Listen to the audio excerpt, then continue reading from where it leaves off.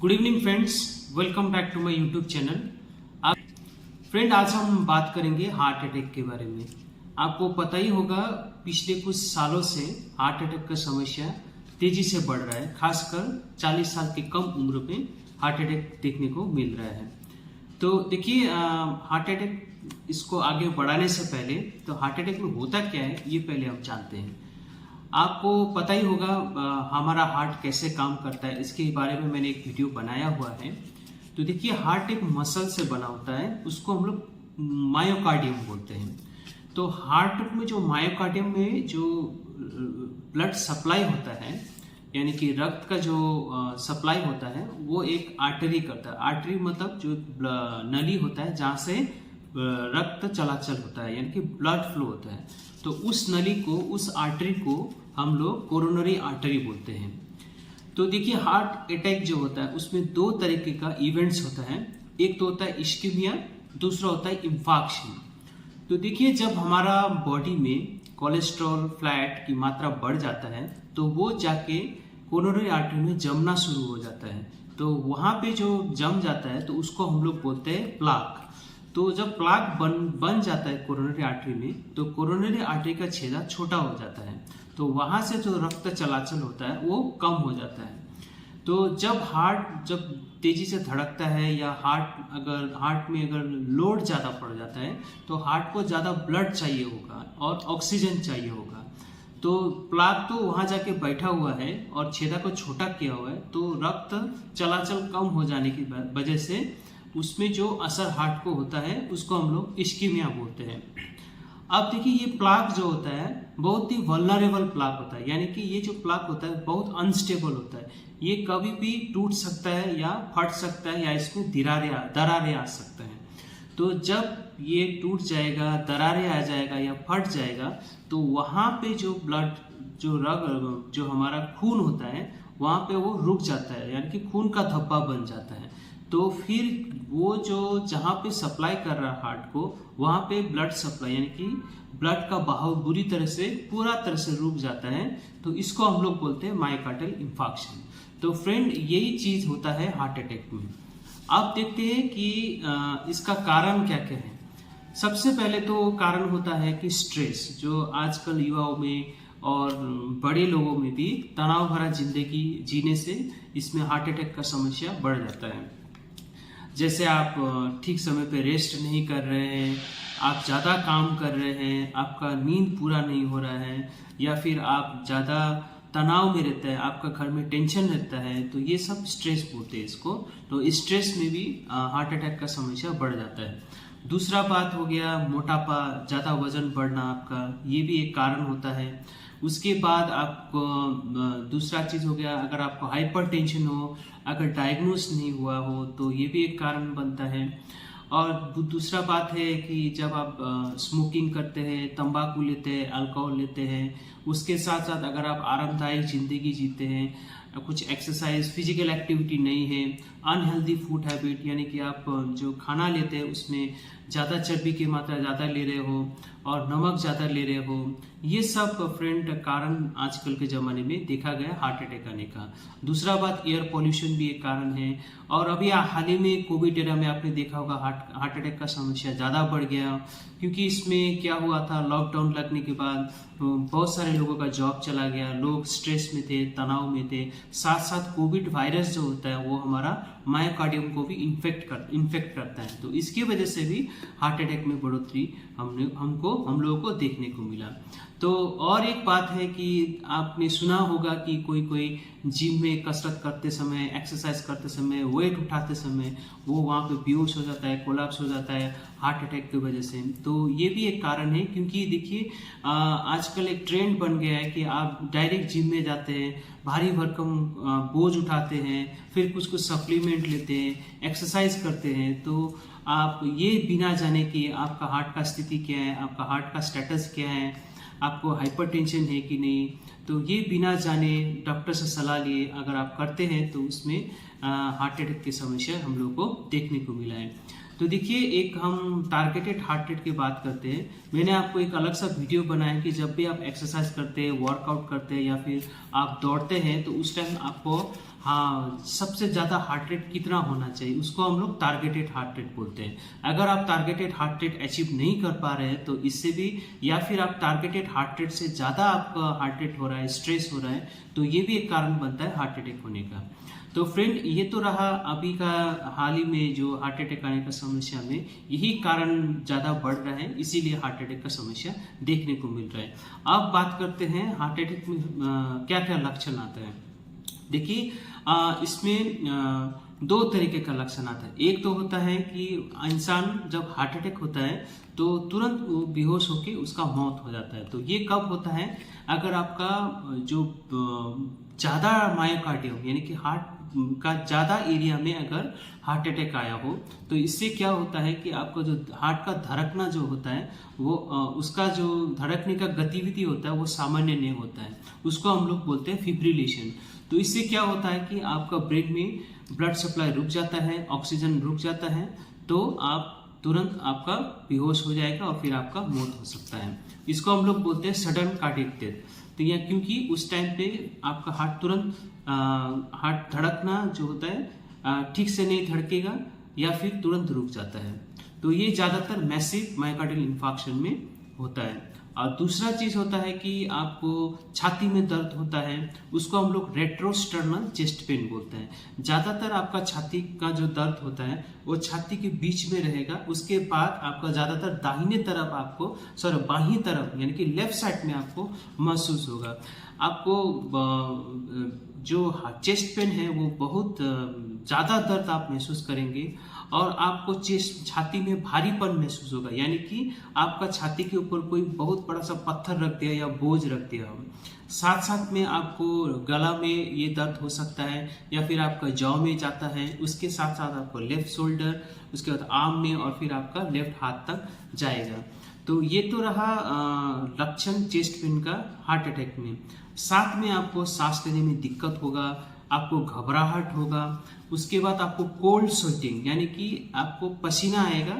गर्मी में जो पसीना आता है ऐसा पसीना नहीं, आपको गर्मी नहीं लगेगा लेकिन आपको पसीना आएगा। उसके बाद आपको काफ़ी ज़्यादा थकान महसूस होगा, उसके साथ साथ आपको उल्टी जैसा भाव होगा। साथ में आपका दिल की धड़कन तेज होगा या फिर दिल की धड़कन धीमा होगा या फिर दिल धड़कने का जो रेट होता है वो सामान्य नहीं रहता है। तो फ्रेंड, ये तो रहा दो तरीके का हार्ट अटैक का जो लक्षण आपको बताया। अब बात करते हैं जब भी आपको हार्ट अटैक होता है तो आपको क्या करना चाहिए। देखिए, अगर एक बंदा कुछ काम कर रहा है या कुछ बातें कर रहा है या कोई भी कुछ भी काम कर रहा है, अगर वो तुरंत गिर जाता है या फिर गिर जाने के बाद आपको सबसे पहले तो अगल बगल कोई है उसको आपको मदद के लिए आपको बुलाना है और साथ में आपको नज़दीकी हॉस्पिटल या एम्बुलेंस को आपको फ़ोन करना है ताकि उसको समय पे इलाज मिल सके। अब जब कोई बंदा बेहोश होकर गिर जाएगा तो उसको पहले आपको बुलाना है कि आप ठीक है कि नहीं है। अगर वो कोई आपको उत्तर नहीं दे रहा है तो आपको अगर उसके साथ साथ उसका सांस लेने का प्रतिक्रिया अच्छा नहीं है या फिर वो सांस नहीं ले रहा है तो आपको यहाँ इस जगह, गले के इस जगह पे आपको उसका नस को टटोलना है। अगर आप देखिए, नस आप 10 सेकंड से ज़्यादा समय मत लगाइए। अगर आपको नस उसका आपको पता नहीं चल रहा है या आप महसूस नहीं कर पा रहा है तो आपको तुरंत कार्डियक मसाज स्टार्ट करना है। देखिए, कार्डियक मसाज कैसे करना है इसके बारे में मैंने अलग से हमने वीडियो भी आपको वीडियो और फिगर से भी आपको समझाने की कोशिश किया है। आप ध्यान से देखिए ताकि आपको जब भी ऐसा स्थिति में आपको फेस करेंगे तो आपको परेशानी ना हो। देखिए, कार्डियक मसाज कैसे करना है इसके बारे में मैंने एक अलग सा वीडियो बनाया है, चाहे तो आप डिस्क्रिप्शन में मैंने लिंक दिया है, उसको आप दोबारा देख सकते हैं। देखिए, जब कार्डियक मसाज तुरंत देते हैं तो इस कंडीशन में कार्डियक मसाज देने से मरीज का जान भी बच सकता है। अब बात करते हैं कि कार्डियक मसाज थोड़ा सा आपको इसके बारे में बताते हैं।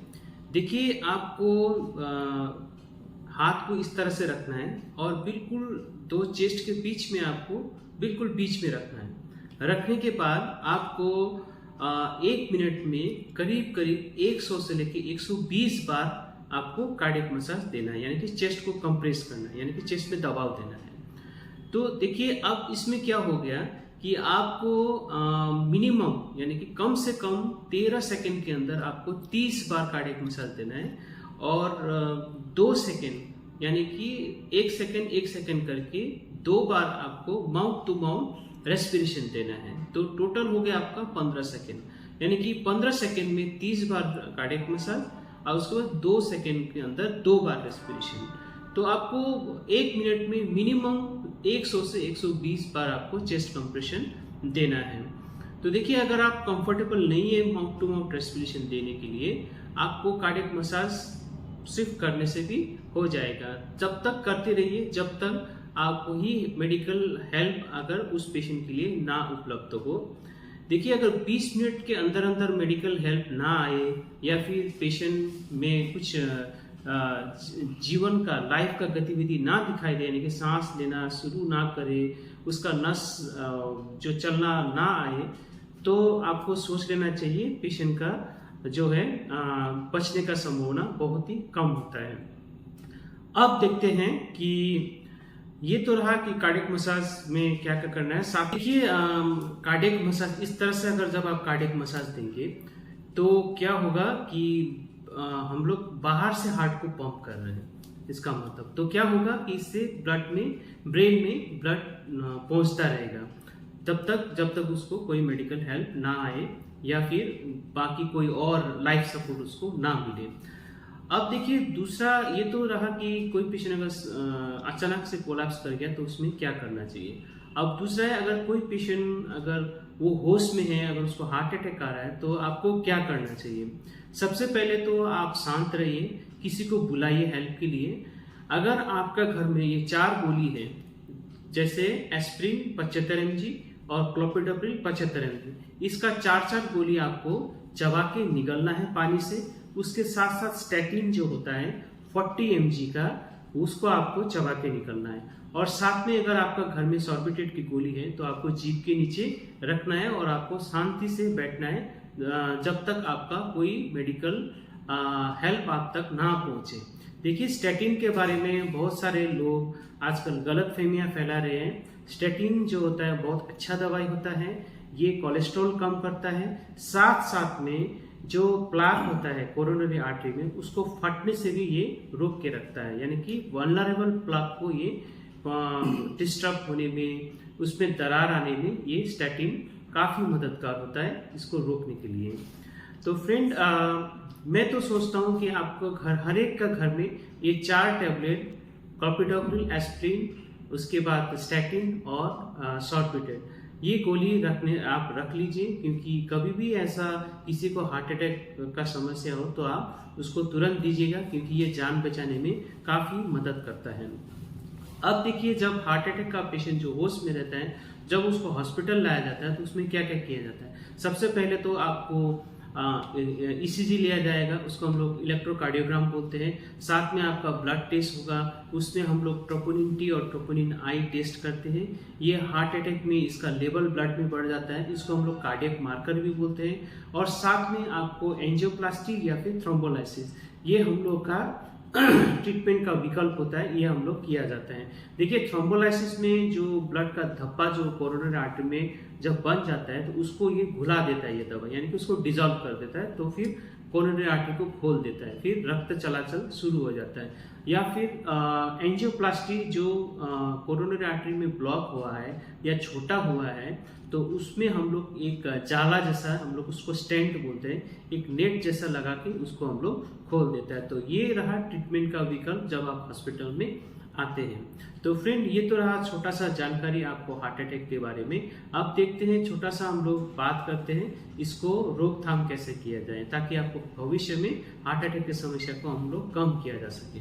देखिए, सबसे पहले तो आपको हेल्थी लाइफस्टाइल जीना है, यानी कि आपको हेल्दी फूड हैबिट आपको बना के रखना है, उसमें चर्बी का सेवन कम हो, कोलेस्ट्रॉल आपको कंट्रोल करना चाहिए। अगर आपको ब्लड प्रेशर से पीड़ित है या फिर आपको डायबिटीज है तो उसको आपको कंट्रोल रहना है, आपको रेगुलर ट्रीटमेंट लेना है। साथ साथ में आपको रेगुलर फिजिकल एक्टिविटी करना है, यानी कि आप साइकिलिंग कर सकते हैं, योगा कर सकते हैं, बैडमिंटन खेल सकते हैं। साथ में आप तो एवरी डे 30 मिनट से लेकर 60 मिनट आप वॉक कीजिए और हाई फाइबर डाइट आपको लेना है और ऐसा डाइट लीजिए जो हार्ट के लिए अच्छा हो। जो अभी इस फिगर में देख रहे हैं कौन कौन सा खान पान करने से आपको हार्ट के लिए अच्छा होता है। आपको 24 घंटा में आपका 8 घंटा आपका साउंड स्लीप यानी कि आपको सोना चाहिए। तो फ्रेंड ये रहा छोटा सा लेकिन बहुत आसान है ये सब चीज करना, ताकि आपको भविष्य में हार्ट अटैक जैसे गंभीर बीमारी से आप बचे रह सके। तो फ्रेंड ये रहा छोटा सा जानकारी हार्ट अटैक के बारे में। आशा करता हूँ ये वीडियो आपको अच्छा लगा होगा। ऐसी वीडियो लेके फिर हम लोग हाजिर होंगे, तब तक के लिए धन्यवाद।